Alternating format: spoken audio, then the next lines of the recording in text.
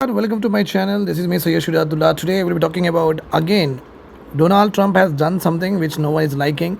Obviously, we are dealing with a lot of problems in Delhi with regard to student protest, which is very genuine with regard to NEET paper leak and demanding the resignation of Union Education Minister Dharmendra Pradhan. So something is very great, not so great happening in India with regard to the Jantar Mantar protest, and moreover, uske upar, what has happened is Donald Trump has imposed 12.5% more tariffs on Indian exports, citing the reasons of the forced labor. Citing the reasons of the forced लेवल. समझ में ये नहीं आता कि वो वहाँ बैठ के उनको ये कैसा पता चलता है कि इंडिया में फोर्स लेबर चल रहा है. Means they don't have any statistical data, they don't have any organisations working to look after it, but still okay वो अपने हिसाब से ऐसे टैरिफ लगा लेते हैं so that our exports will become what more in prices and will decrease the competitiveness in the international market. So we are here talking about why did Trump impose 10% tariff on goods imported from India but hit China, Japan with 12.5%. So we need not to compare with regard to how much he has imposed on China or how much he has imposed in Japan. That is not our concern. Our concern is very simple, that why did he impose on India 10% of the tariffs, okay, on our exports, on our export, and which is going to be their imports in that sense. Okay, let us talk about it. This is called as US hegemony in PSIR optional UPSC.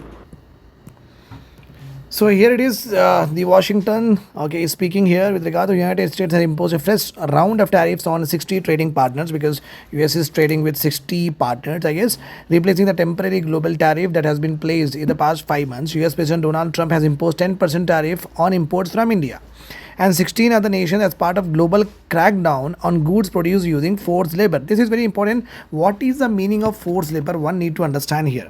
Okay, forced labor, if you see in International Labor Organization says that what is a forced labor? They say that work or service. Okay, it refers to all types of works. It refers to all types of work that in economy takes place. Okay, it means everyone is covered here. Okay, another one here is menace of penalty. Menace of penalty. Okay, so you will be penalized if you are not doing a particular work. Means compelling you to do a work, and if you don't do that, you will be penalized. That is another important threat with regard to what forced labor.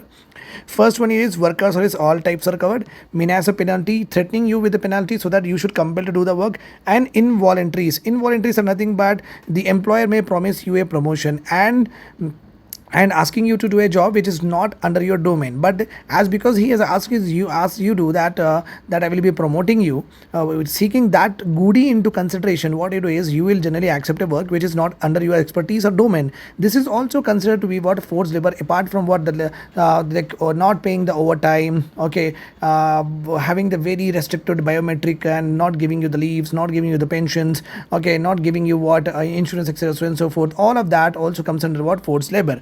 So US is predicting that, and not exactly the predicting, US is saying that India is having lots of forced labor and that labor is actually producing goods and services. So we are not going to buy that particular goods and services on the same, because this is not novel or honestly produced goods and services. They are produced with what?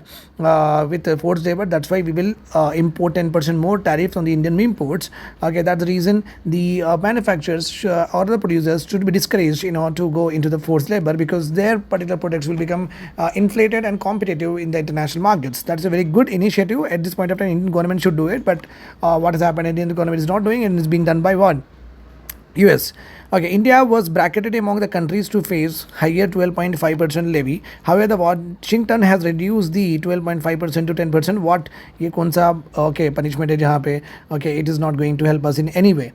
Okay, after taking note of New Delhi's recent amendment to foreign trade policy, which explicitly banned the import of products made through forced labor. So one important thing has come out here. Our government of India has actually foreign trade policy, whatever we are having, has said that imports of the products will be banned if you are making what? If you're making the products and goods and services with the help of what? Forced labor. That's why instead of 12%, 12.5%, India has been levied with the imports duty of around 10% only. As a result of this action, the trade representative has made me do the goods of this economy should be tariffed at 10%, because they have taken very concrete measures just like India.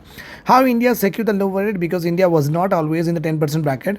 Okay, United States trade representative first proposed the framework in June. India was initially placed into the higher 12.5% tariff. However, that changed after the government commerce ministry has amended the foreign trade policy, where they have categorically and explicitly said that any goods which has been produced through the forced and coerced labor, okay, will not be having any space in the foreign trade policy. That is what he has said with regard to the import. India also pushed for the issue to be resolved through bilateral talks rather than unilateral tariff, and continued diplomatic engagement is very important with Washington. Through June and July we have done it. That combination resulted in what? Decreased lower tariff for India rather than 12.5%, which has been imposed in China, and also what? In Japan. What does this tariff means? This is again very important thing. US remains India's largest export destination, so we export one of the largest importer of our products is what? US, and we are one of the largest exporter of goods to the US. The second largest overall trading partner also, which is very good. Bilateral goods between India and US is around 141 billion in 2025, with Indian exports are making up to around 487.3 billion. Okay, in the same year 2025. Reports also suggest more tariff could be on the way soon. The time targeting countries accused of excess manufacturing capacity that floods the global markets with cheap goods US companies can't compete with. Part of what looks like a broader effort by the Trump administration to rebuild tariff protections and forging what protectionist policy in the light of what always promoting LPG reforms, but still they are also having what protectionist policies at their particular disposal. How does their tariff tier works? Countries seeing as having weak or non-existent legal safeguards, okay, non-existent against the forced labor, including China and Japan, were placed in the higher 12.5% bracket.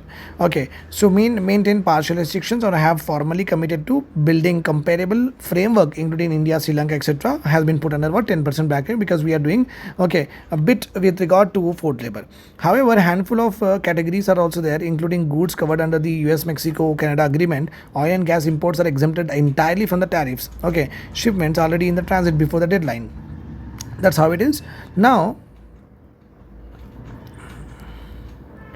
So basically what has happened in this particular article is US has imposed 10% tariff and instead of 12.5% tariff. Why this has been decreased? Because FTA policy amended and bilateral talks has been going on. Because of these two reasons, we have been taxed 10% of the import rather than 12.5%. I hope this is all clear to you. Okay, I'll see you in the next class. Do join the PSIR optional test series on Social AS Academy. Have a nice day. Take care. And also remember this point that Forced Labor International Convention is there. You can write that into the comment section.